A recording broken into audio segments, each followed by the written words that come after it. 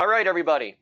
Welcome this afternoon. I appreciate it. We're going to talk today about ANAME records, introducing a brand new ANAME, faster, more geo-accurate, more outage resistant. I do have one question that came up real quickly. It's, will we have a recording of this? And the answer is yes. We will push this up on our, probably our Constellix YouTube channel, and we will send an email out to everybody that's attending this webinar or registered for this webinar, and you can view this at any time. And if you do have any questions along with it, we can try to answer those questions as well throughout the webinar. So if you did just join, I did say previously, if you do have any questions, feel free to ask those questions right into your GoToWebinar client, and then I can try to answer them throughout the presentation. So real quickly about myself, my name is Stephen Job. I'm the founder of DNS Made Easy and Constellix.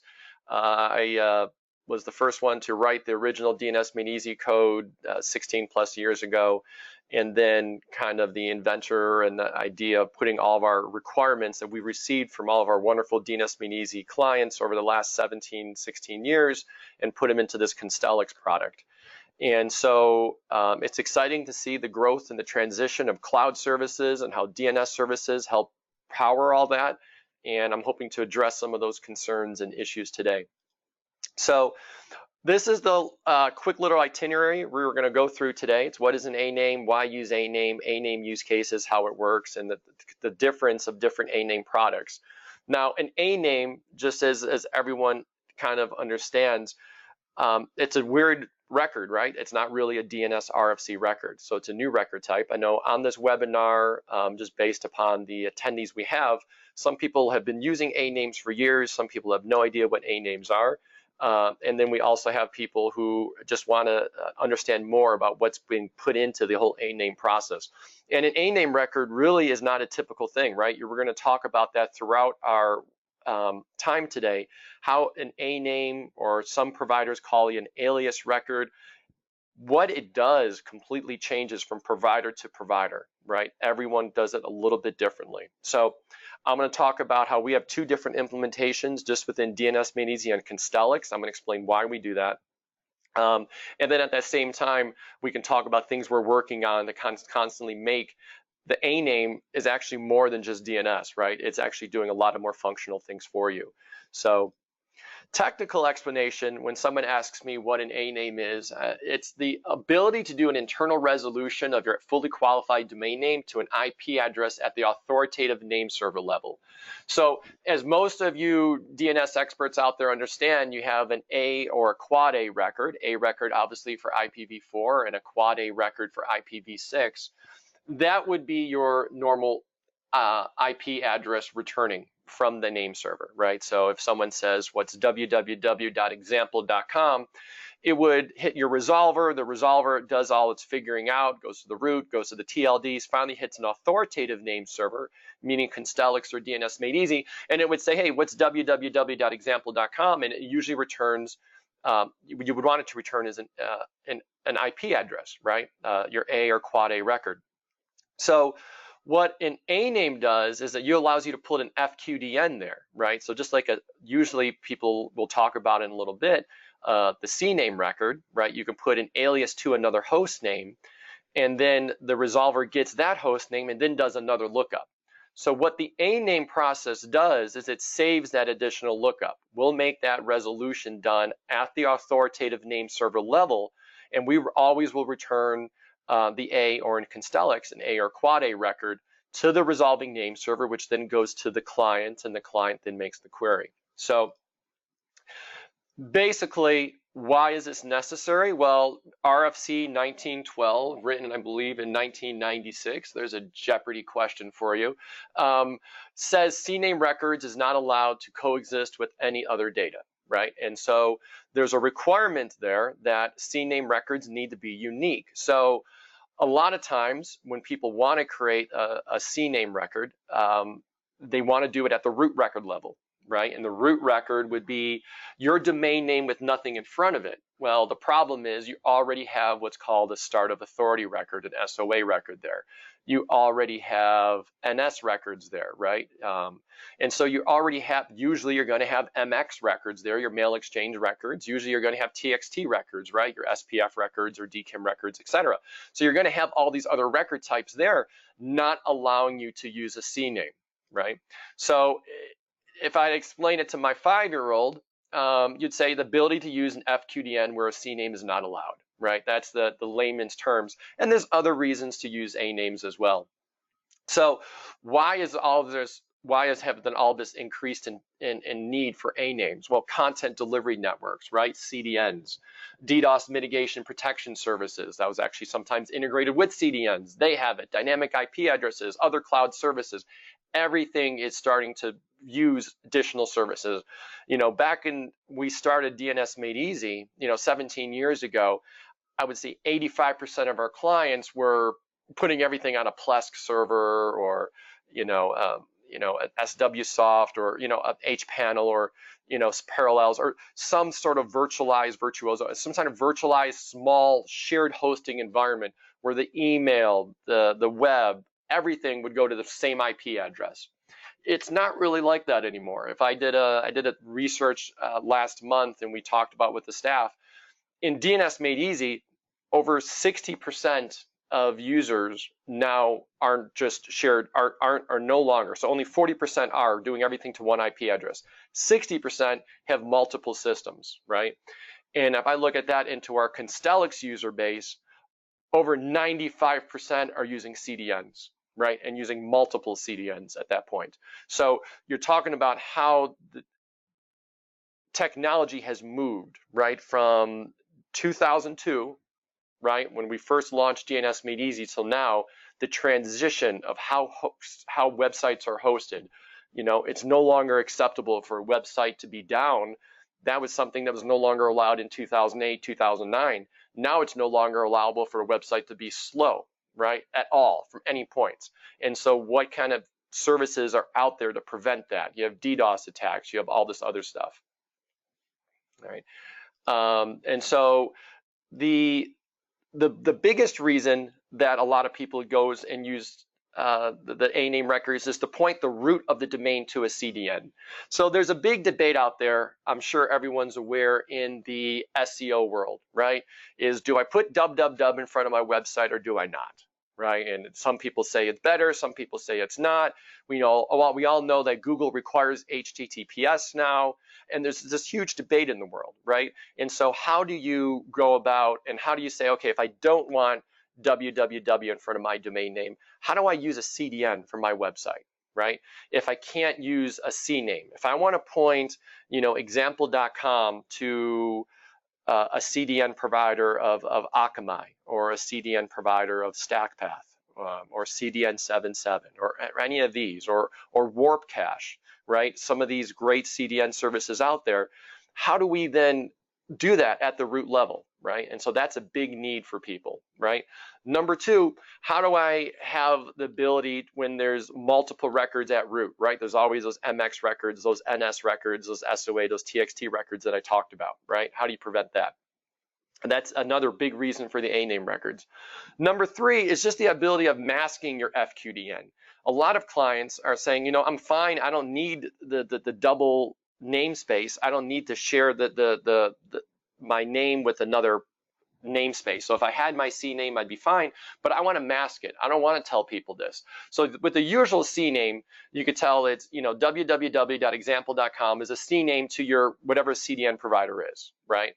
And so what the end user sees is they see that CNAME and then they see that additional A record, right? So you're kind of knowing exactly who your CDN provider is. With an A name implementation, you're actually creating one record, right? And it's not a DNS RFC, right? It's something that's hidden in the back end. And then what the user sees is just that IP address, right? It's just completely coming back in that time. Another big part of A name services that have been pushed out there, that DNS Made Easy was the first to do it, and now Constellix does it as well, is we give you that extra redundancy, right? So if we go back to this example, and if let's say it's cdnprovider.com, has a DNS outage, right? So if someone was trying to go to www.example.com and they're making the CNAME to the example.cdnprovider.com, that's no longer going to resolve. And we sometimes get these tickets all the time. They're like, hey, my DNS isn't working. And we check, and DNS Made Easy, has the highest uptime in the history. Constellix, of course, with 100% uptime history in Constellix's history. And we go through and say, listen, our DNS services are working perfectly. It's your CDN provider that's having a regional DNS outage, right? They're not resolving. And so what a lot of services have done, well, at least DNS Made Easy and Constellix, is that we've added that redundancy for you. So we will actually do these queries for you, and then we'll cache it, right? And so in case that resolver, that authoritative name service goes down in the future, we'll have that response for them automatically. And we'll talk about how we actually have some of those more advanced features in Constellix and how we actually do some of that caching. So DNS Made Easy and Constellix. So I first want to talk about DNS Made Easy and talk about how we did it in DNS Made Easy. So what we did is that we have a separate process that runs in the background that monitors the ANAME value. It monitors the fully qualified domain name. And what we do is we keep checking to see if it changes, and if it does change, we then update the A record. We then propagate A records in all these name servers, right? So we do create A records actually on the authoritative name server. It is RFC compliant because we're doing everything within RFCs, right? So that's actually necessary if you want to have a secondary DNS service to DNS Made Easy, because we're going to make sure that they're just A records there. So for the question is, does A name records work for traditional DNS Made Easy? The question is yes. We've had A name records for numerous years, and it handles all that. And what we do is we continuously monitor these IPs, and when they change, we change the IPs in the background. Now, how often do we monitor? Well, we're monitoring like 10 to 15 minutes, and that's really what we found to be most useful. We monitor more frequently, less frequently. Most domains that even have A name records don't get the high amounts of queries. We actually make more dynamic updates to these domains than most of these domains actually get in DNS queries per month. So with a lot of CDN services, the IPs are continuously changing. If you query them 1 second, you query them the second later, they're going to change. So you want to make sure that you're using a service that's not going to kill your IPs right away, right? You don't want to have a service that they're only going to let you to hit that web server for 5-10 minutes. You at least need about 15 minutes for that IP is going to be usable for you. And then we check up the new IP and we change the IP over again. And you're going to want to set your TTLs roughly around the 15-minute period to do that. You can be used with round robin, right? So with CNAME records, is if you recall, with a normal CNAME record, you can't create multiple names with the same namespace, right? So you can't create two www records and port them to 2 different FQDNs. Let's say if you wanted to do 2 different CDN providers, right? You wanted to use Warp Cache and you wanted to use Akamai. You couldn't do that with a normal CNAME. You can only use one CDN provider. Well, with A names, you actually have that ability now, right? You can say, okay, my one www record goes to Akamai and my other www record goes to Warp Cache, right? So you can actually do a round robining of CDNs within just by creating 2 A name records, which is really nice. We have the ability in DNS Made Easy to offer a global traffic director feature, which allows you to do separate resolutions in different regions around the world. But overall, it's going to provide one global lookup and then change those IPs to all of our name servers. And with both products, DNS Made Easy and Constellix, we have a little over 2,300 name servers per product service line right now. So it's about 2,300 servers we update with DNS Made Easy with those IPs, and the same thing with Constellix. But Constellix kind of handles things a little bit differently, and we'll talk about that. And then it does do the redundancy if the FQDN is unresolvable. Because remember I mentioned we have that process that runs in the background that's constantly checking these IPs. And then what it does is it creates the A record. And that's an actual A record that's sitting in the zone. So even if the authoritative name server goes down of your CDN provider, right, that's not going to cause you any issues because you actually have true A records sitting inside of your zone, okay? So what I want to talk about a little bit now is how do we change this in Constellix, right? So the first thing is that we do cache those IPs if they're down, but what we're doing is we're doing those checks immediately, right? So what we're doing is the IP address, the resolver is actually going to hit our authoritative name server, and on our authoritative name server, we're going to do that lookup right then and there. Right? It's at that exact same time. So it could add a potential little bit of a delay to your DNS query. So a lot of times people are saying, hey, how come Constellix is a few milliseconds slower? It's just because we're mostly doing ANAME records. Looking at our overall client base on Constellix, I said over 95% are using CDNs or multiple CDNs. Over 80% are using our ANAME feature, because the Constellix ANAME feature is something that's industry leading for some of the things that we're going to talk about. So what we'll do is the query comes to your person types in their web browser, the web browser goes to the resolving name server, and the resolving name server then hits the Constellix authoritative name server. We'll make that lookup in real time. And as we make up that lookup in real time, we're going to say, okay, this is a response, and they're going to respond it as an IPv4 and IPv6. We're going to respond A and quad A records back to the user immediately. And then at the same point, we spawn a thread off and we say, hey, store this. And so we actually stored it in a Redis system, right? We stored it in a Redis memory, shared memory pool, where we store that memory per pop. So per pop, we're storing the lookup. So our lookups now are going to be spread across the 16, and we're adding a couple more pops soon, 18 pops. Depending upon which pop gets the traffic, we actually are going to have a different cache depending on where that pop is, right? So that's actually really important to know too, is that with Constellix, you're getting it supports eDNS client subnet, and it supports the GeoDNS functionality a lot more, right? Because the lookup's coming regional per pop, it's going to do that lookup regionally, it's going to cache it regionally, and it's going to give that response to the user. So if in the future the authoritative name server goes down, we're actually going to have that cached value where it's going to time out, right? So we're going to give it a second or two, but then instead of saying, an NX domain, we're actually going to respond with the value that we have in cache. And we hold those cache values up to actually 1 week. So unless your CDN provider is down for a week, and at that point they're out of business, you're going to be all set. We're going to have that response for you, right?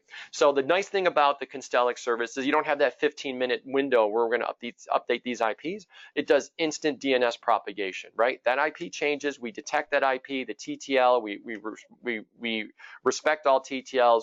We're going to understand the new IP, and we're going to respond back with the new IP.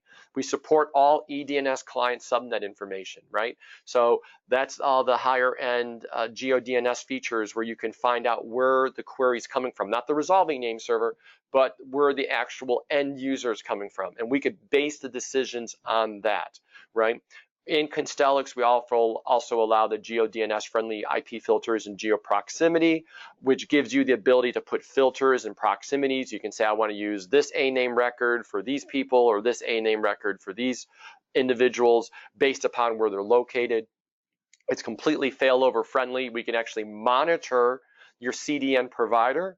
And that's one of the biggest things that we do within Constellix, is that we actually do multi-CDN infrastructures, and we do it at a great and responsive rate, right? So what we're doing is we'll monitor your CDN providers, and we'll determine which CDN's faster for your users where, right? So we're based here in Northern Virginia near Washington, D.C. If someone comes in from a cell phone on Sprint, we'll say, okay, it's faster to use CDN provider 1. If they're coming in through Verizon cell phone, it's faster to use cell phone provider 2. If it's coming in through AT&T cell phone, it's faster to use, CDN provider 1. If it's faster to use, Comcast business line, landline, it's faster to use CDN provider 4. You can do all these multiple CDNs. We make these calculations based upon your real end user, your real user metrics, real user monitoring, which is what the RUM is, and we do internet traffic optimization. So we call it RUM ITO, and that's what we make all these decisions on. So it's really, and we're also monitoring your CDN providers and your DDoS providers. So most of our companies at the Constellix are obviously multi-CDN, multi-DDoS, where they're constantly monitoring one provider or another. If one provider has an issue, we're actually going to be able to take them out of the rotation and move all your users immediately to another one. And we're responding to the IPs as they do this. So we got a lot of great features in Constellix that we could do a future webinar with in the future. the biggest thing we want to talk about is when you want to go from one CDN service to the other, when you need to use the Constellix ANAME, and that's if you're pointing your ANAME records to mission critical systems that require instant updates, right? So if you're having your host and if it's constantly pointing to another IP, that IP is constantly changing and it's required that IP constantly changes, the Constellix is really the platform for you. If you don't need that IP to update immediately, if that IP will be valid for you, and it's not really the IP changing, but if it's going to be continue to be valid for you for a certain period of time, then DNS Made Easy is really what you can do. Constellix also offers you the true geo-accurate resolution. So we're actually going to give you the most accurate resolution based upon the end user. It fully supports eDNS client subnet. It fully supports all other features that you need to go through everything. So let me go through a first round over here and let me try to knock off some of these questions. I'm going to click through and get a lot of duplicates. So a couple of users have expressed they're currently using, and I'm not sure if you're using, I believe it's probably DNS Made Easy, and we manually change our internal DNS. And so is it a workaround to change it? Well, there's some workarounds. If you reset your ANAME record through the control panel, we'll do the query right away and update the IP address. That's a small workaround, but overall we have them scheduled to be monitored and then change every 15 minutes. And that's where we're constantly working on that. We currently have a little over 600,000 records that use our ANAME product in DNS Made Easy. So we're constantly going through these 600,000 things, and that's a problem. We can't go too fast with them. We've been rate limited by some of the CDN providers because we're querying these hosts more than what these websites actually get traffic because we're kind of constantly keep updating it. So if you need an instant propagation, I would probably say, you know, the Constellix ANAME solution is probably a little bit better for you. And so does the instant work, we have another question here, does the instant propagation work with cache? And is cache only used when resolution fails? Yeah, I'm not sure if hopefully I addressed that or not. Yeah, so the first thing we always do is get the live data. If the live data is unreachable, if we get a timeout, it's a little over a second. We don't wait the whole 3 or 4 seconds. If we can't get something about a second and a half, we use the cache data. And we give the cache data to the user instead in the Constellix. And then we don't only just do cache data, we do cache data based upon the eDNS client subnet, right? So it's done per POP, it's done based on eDNS client subnet. We store, you know, for one host name, I was looking at you could print out the memory storage on Redis and stuff like that. And sometimes we have over 6,000 entries just for one host name at one POP, right? For some of the larger sites that are getting, you know, billions of hits a day, they're actually, you know, some of these CDNs, we can say that we have, okay, if you're coming from this IP, we're going to return this. If you're coming from this IP, you're going to return this. If you're coming from this state, we'll return this. If you're coming from this region, we kind of break it down. So we'll try to get as granular as possible, but then we'll kind of roll up. So in reality, right, we'll first try to go within the network, and then we'll go within the state. If we don't have the state, we'll do the region, right? So we keep scaling back and back and back until we get a response. And then if none of that, then we just get a global IP that we have somewhere. So the ANAME logic that we spent a lot of R&D money into ANAMEs to actually implement how that handles the failovers and stuff like that. So that's going through everything. All right, so we're out at the 30-minute mark right now. If anyone has any other questions, let me know. And then what I'm going to do is I'm just going to do a quick little demo of the actual ANAME process. So let me go and I'm going to bring this up over here. All right, so I'm going to bring you over to let me pop this up. All right, so hopefully everyone can now see my window. And I'm just going to go in and dig into one of, we'll try to pick a host name that we know it's going to be different all around the world. And what we're going to do then is we'll do a couple services online to see how that's regionally different from all over the world. I'm also going to talk about a little bit about some of the monitoring stuff we can do and a lot of cool things, but we're trying to keep it simple. If anyone ever has any other questions or like a more detailed video tutorial explanation of the whole process, please let our staff here know. We love talking about this stuff and go into a little more detail. All right, so we're going to dig into, we have a little tool that we created called SPF record. .io, and this would be a good way to test it. And so what I'm going to do is, let me just delete this record real quickly. And then I'm going to create an ANAME record. And so what we're going to do is, and this will be live for everyone else to test as well. You can do it on your computers. This is no pre-recorded thing.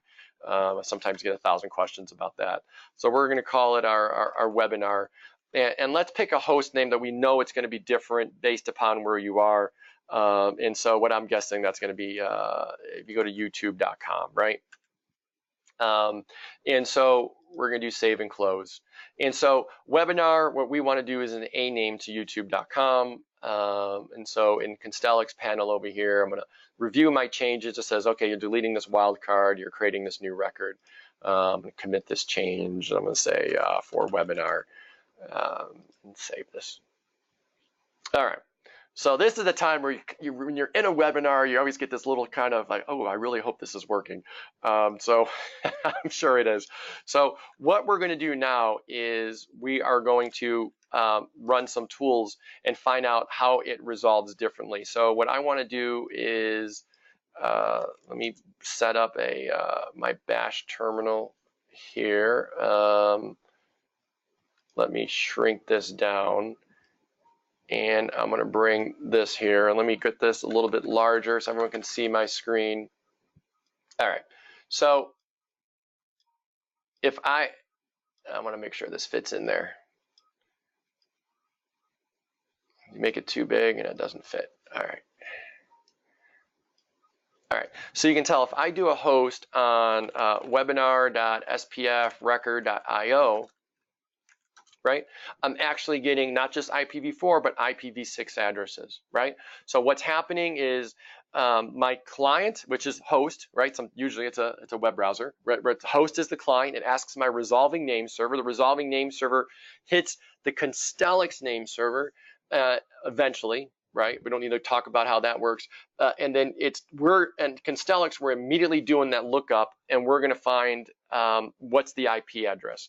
And then we're going to change it if it changes automatically. And now we're also caching this IPv4 and IPv6 address based upon all the EDNS client subnet information we do. So if I was to go into Sonar,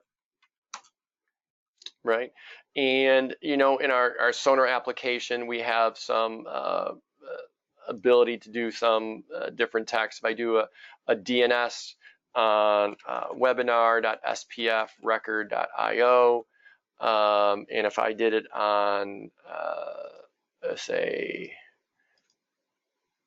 I'm going to do 8.8.8.8, right? So I'm going to pass this from 8.8.8.8. And let's say if I did it from Australia, and if I do a lookup, right? We're not showing the IPv6 here. It's 216.58.199.46, right? And if I now did that check from Chicago, 216.58.192.238, right? And actually I could do a quad A check. And you can see I can get the quad A there too. So no matter where I make that change from, right, from all of our different POPs we have, I do it from Seattle. How many people are from Seattle today? I'm sure, I think quite a few are actually. And I run that query there, you're gonna see it's a different IP address, right? And if I do the quad A there, or the A record there, it's 216.217.46. So you can tell it's a different IP address based upon the different regions around the world. And if I do, what's my DNS?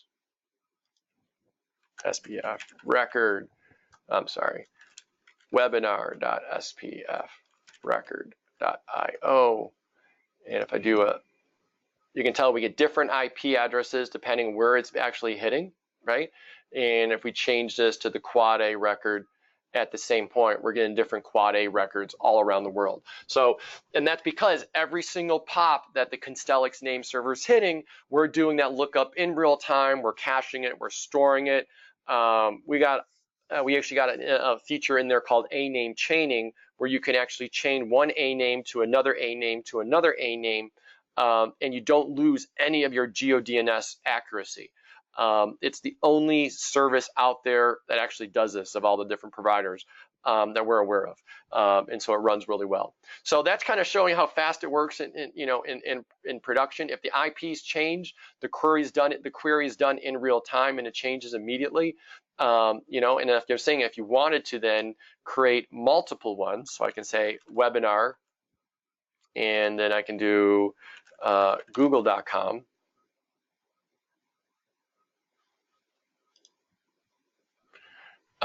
Okay, I actually have the, sometimes I forget how to do Constellix and DNS Made Easy. In DNS Made Easy, you actually create a different record. In Constellix, you add the value.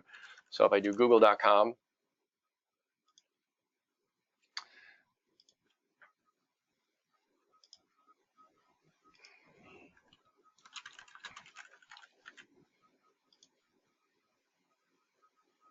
right?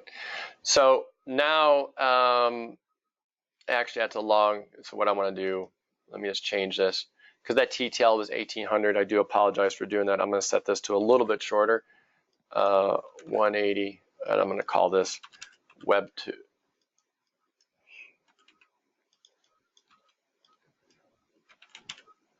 Web 2. All right, click here. This shows the change. We're removing webinar. We added web. I'm going to commit this change, save it. All right. So now if I go through everywhere, you're going to see that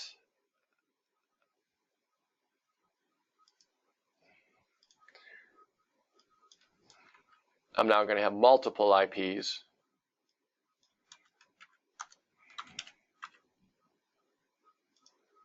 Right? So we're no longer getting the one IP, we're now getting the multiple IPs, one for Google and one for YouTube. And if I do A records, you're going to see pretty much the same thing. You're going to see a whole bunch of IPs now. And we actually return up to 15 IPs. That's the part that we're going to cache and store, and we're going to return for you. So you can actually do multiple records.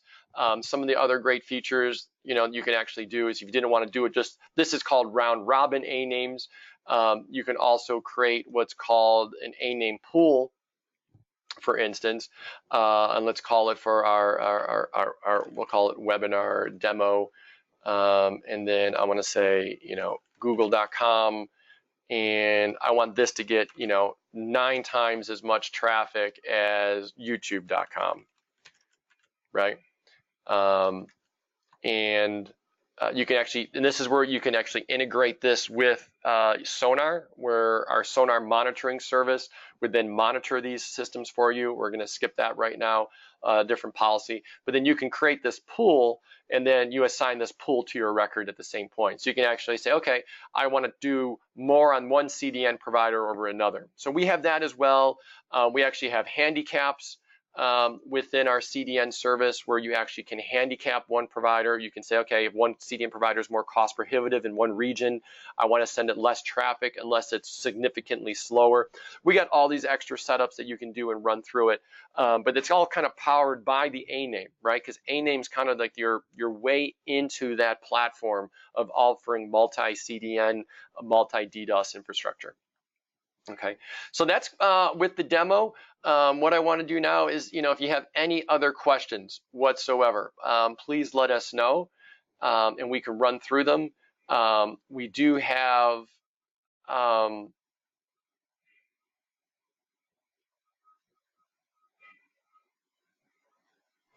just going through some of these right now. Oh, a user. Yeah, you don't have to. We have like several people trying to hit the website, webinar.spfrecord.io. You're going to have that because that's not the certificate. You're doing HTTPS. I got like 6 people saying that. You can't go to HTTPS webinar.spfrecord.io. That's the IP address for YouTube or Google. So the certificate on there is, of course, for Google and YouTube. I couldn't have installed the server certificate on those servers. So I got a whole bunch of those questions.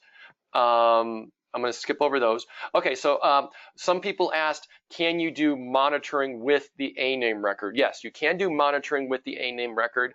That's 100% possible. It's fully integrated in Sonar. I'll show you real quickly how that's done.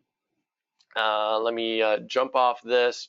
And what you would do is just inside your Sonar monitoring services. So see, I'm logged in over here. You just add your check. So I would say, okay, I'm going to add my my web check for I'm going to say my Google. We'll pretend that this is a Google CDN, right? And then I'm going to say, okay, google.com, and then I'm going to say I'm going to check every 30 seconds, once per site from all these locations in Europe, right? I mean, just make sure that everything's valid and everything's working. Status code 200, google.com, IPv4 basic. Let me do HTTPS.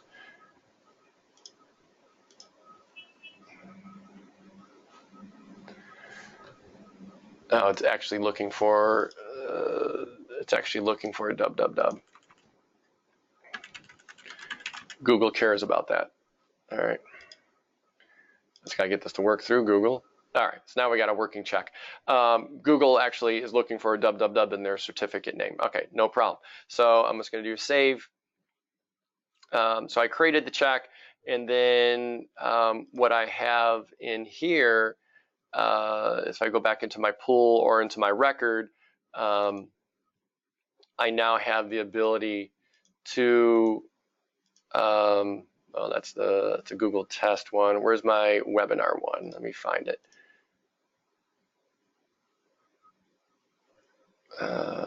Google, did I not put it in there the right way?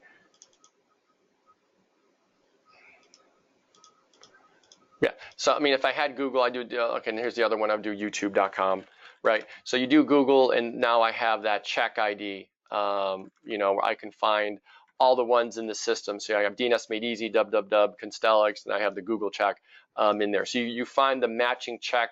You can actually check on other host names as well, but you can do the quick little monitoring on it, and then if that's up or down, it takes it out of rotation automatically. And that exact same configuration is done within your record as well. Is I would just go in here to Web 2, and then I would say failover, and then I would say, okay, www.google or google.com, and I choose the check I want, right? And then that would match on the matching check name, and so it would use on that check. And if that Google did go down, it would then remove this. So right now we're checking just within Europe. If you wanted to check regionally, what users would do is they would create a different Sonar check in Europe, and they monitor just with the European nodes. They would do a separate different check on North America East, and they would check just there. So you can actually have a regional CDN outage, and we would automatically detect that, right? So a CDN provider, just because it's down in one region doesn't mean it's down worldwide. Just because it's slow in one region doesn't mean it's slow worldwide. And if you've been to our other webinars before, you've seen those where we have regional and better outages and stuff like that. Okay, so all right.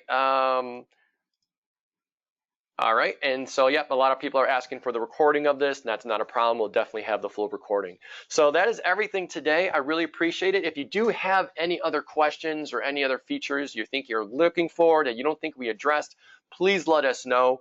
You can always reply back to the webinar emails, open a support ticket, send us an email to sales@dnsmadeeasy.com or sales@constellix.com. Our staff here is more than happy to go through them and address them. I believe on both of ours right now, we also have chats available. So if you go to constellix.com, you should see a little chat pop up eventually where you can talk to any of our colleagues here and walk through anything. The same with dnsmadeeasy.com. So we have a whole plethora of ways to answer those questions for you. Once again, this is Stephen Job with Constellix, DNS Made Easy. Thank you very much for giving me 45 minutes of your afternoon, morning, or evening, wherever you are. And I look forward to having the next webinar again soon. Take care.